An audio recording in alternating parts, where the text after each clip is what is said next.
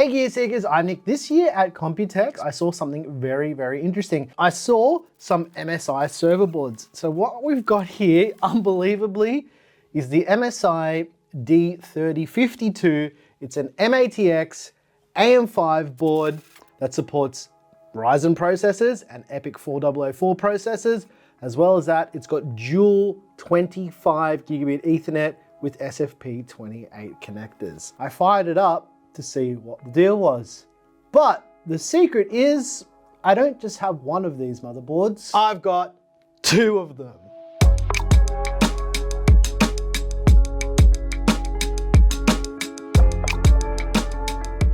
Here it is, ladies and gents, the MSI D3052, and it supports the new EPYC 4004 CPUs and its MATX. It has all the hallmarks of a great server motherboard in a great form factor. Let's get the motherboard out of the way and we'll come back and take a look at it, but we'll see what comes with it. Remember, this is a board that's kind of designed to be sold in volume to enterprise and data centers. So availability might be unobtainium, but I thought this one was really cool to show you because this is something I saw at Computex that really got me excited. We've got stock AM5 mounting gear here, and it's really nice that this is included in the box because it's not mounted to the board. Typically with boards like this, you won't be using a stock mounting solution, especially with MATX boards like this, probably be in a 1RU enclosure with a blow over type of cooler. Next up, we've got this little guide here, and basically this is the quick start guide that shows us how to do everything and what the front panel looks like, because typically with boards like this, they don't traditionally have the same front panel as a desktop motherboard. We've got a rear IO shield. This one has cutouts for the dual 25 gigabit Ethernet that's built onto the board. It's also got HDMI and VGA out in case you need to do some type of maintenance on the system. And yeah, just an IO shield. All right, let's unsheath the D3052 and take a bit of a closer look at what's going on this board. This is a very, very interesting motherboard and really designed to be used in a data center.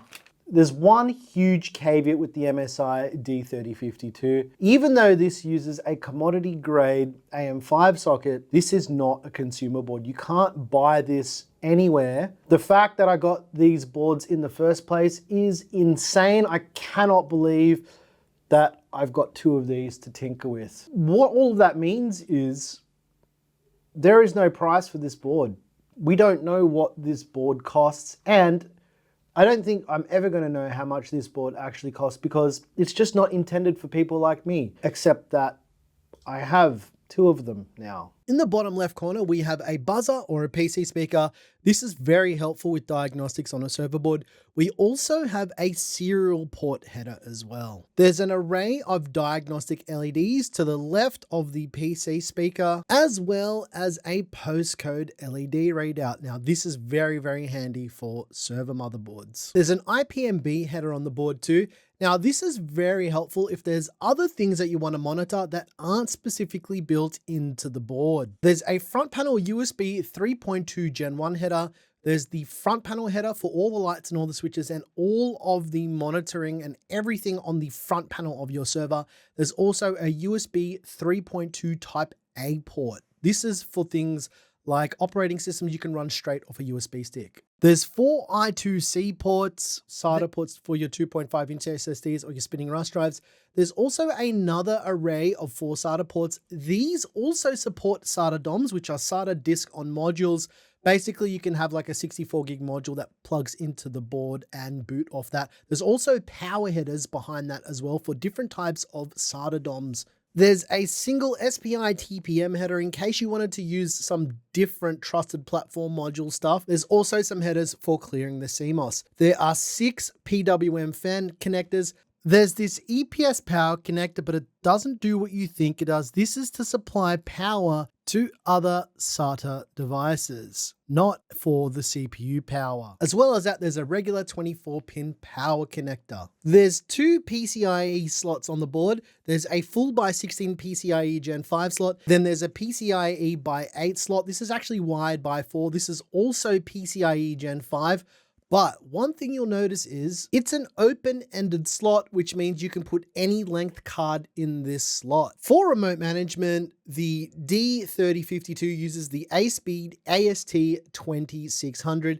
This is a very common BMC module. Essentially, this will allow you to log in remotely and do all of the things you could do if you were physically on the machine. In terms of the socket itself, this is a regular AM5 socket. So this socket does support regular Ryzen 7000 processors. I would say would also support Ryzen 9000 processors when they come, as well as EPYC 4004 processors.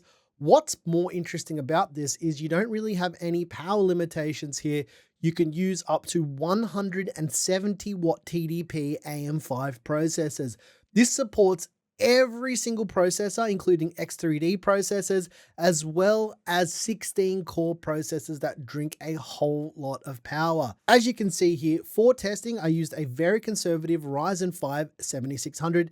This is actually a pretty good match for a board like this. If we flip the D3052 over, you can see there's not a lot going on back here. You can see markings for keep out zones, just in case you had any type of standoff on the back side of the board that would interfere. It supports up to 4 48 gig DIMM modules with a maximum speed of 5200 megatransfers. Now, I have tried other memory on this board and it does work, but it can be a little bit picky with what it will allow you to use. It will post, but then it will not allow you to boot. Not only does it support regular DDR5 RAM modules, it also supports ECCU DIMMs as well. And it doesn't matter which CPU you select, it'll all work with the ECC memory. Because this is a server board, it doesn't have over-the-top M.2 support. It has a single PCIe Gen 4 M.2 slot on the board. As for rear I/O, there's a button that'll help you identify the system in the rack. There's also a serial port, there's a VGA port, there's 4 USB 3.2 Gen 1 ports, there's also a Gigabit Ethernet port that is exclusively for management. You don't use this for anything else except for remote management. This is for things like IPMI, you can log in remotely and do basically anything you can do sitting at the machine. You can do this remotely with this interface. Here's the most interesting thing. There's an HDMI port, but this only works for integrated graphics. The way this board is configured out of the box, it won't give you console access, so you won't see it booting or doing anything with its HDMI port. Very interesting behavior, but there's a reason for it. That will go through the VGA output. Typically in data centers, you'll be using VGA and not HDMI. There's also an array of status LEDs for the built-in networking. Now, here's where the board gets very, very interesting. This board has dual Intel 25 gigabit Ethernet adapters. These are SFP28 ports. The thing about these is they are compatible with SFP plus transceivers as well. And I did test this and it definitely works. This is a 10G Tech 10 gig SFP plus transceiver that I had laying around that I wanted to test for bringing the board up. And like I mentioned, it goes in with no issues and it allows for network connectivity. As you can see, the D3052 has so much connectivity. It's pretty insane that it does so many things in such a small footprint. And I know there's other motherboards out there in the market that you could probably go in and buy somewhere in a store that do something kind of similar. But the fact that MSI is doing it is very, very interesting. The only thing I wish is that we could buy this. Maybe this video might change that, but I highly doubt it. I want to show you guys a little bit of what makes this board tick. For this little bit of tinkering, I was interested to see what the compatibility was like with memory and also for CPU. So I put in a Ryzen 5 7600. As well as that, I put in 96 gigs of DDR5 memory, just regular desktop memory, to see how that would detect. Now, I jumped into the BIOS to have a little bit of a poke around just to see what the story was here. And this is pretty typical for all server motherboards. You've got every single configuration option you could think of. There's a lot of different CPU configuration stuff that you'd find on regular desktop boards as well. You can enable 4G decoding, resizable bar, SOIRV for virtualization. So there's just everything that you would imagine being here is here. As well as that, you've got all of your network stack stuff. You can do PXE booting, HTTP booting, and like I mentioned, this is a pretty typical server board. We've got the temperature monitoring for the CPU and air inlet. We've got all of the advanced CPU options that you'd find on any desktop board. What you're probably not used to seeing if you haven't seen a server board with this type of BIOS before is it's not pretty. There's nothing exceptional to look at, but all of the options are there. And that's what we find with these server boards. Now, there's also some configuration for IPMI. I have this set in our VLAN for management, and this is the IP range for our management VLANs. Remote management is the same as you'd find on any type of white label motherboard for this type of application, using the same interface. And even my Threadripper board uses this exact same interface for remote management, but looking through everything, it's got all of the logs, you've got all of the sensor information you can go through and have a look at. This will show you all the fan RPM. This will allow you to see the input voltages, the CPU temps, basically anything that you'd be able to see in the BIOS you can do right here, as well as system inventory. This one's quite interesting because this will show what it supports. So this one has been tested with this AMD EPYC CPU, which I don't have, but it has been used in the past. There's also all of the settings for IPMI itself, allows you to change all the networking settings, all the devices you can attach to it remotely as well.